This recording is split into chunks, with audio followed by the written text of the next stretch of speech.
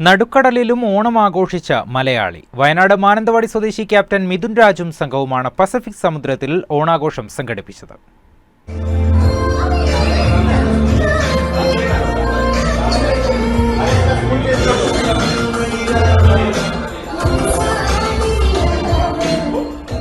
Solar ചെറിൽ എന്ന oil chemical tanker കപ്പലിൽ മലയാളിയും വയനാട് മാനന്തവാടി എരുമത്തെരുവ് സ്വദേശിയുമായ ക്യാപ്റ്റൻ മിഥുൻ രാജിന്റെ നേതൃത്വത്തിലാണ് ഗംഭീരമായ ഓണാഘോഷമൊരുക്കിയത്.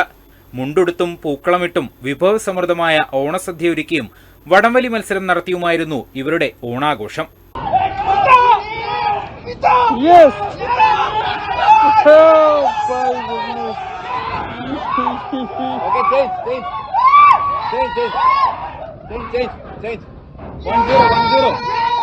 രാജ്യത്തിന്റെ വിവിധ സംസ്ഥാനങ്ങളിലെ 20ഓളം നാവികർ ഓണാഘോഷത്തിൽ പങ്കാളികളായി.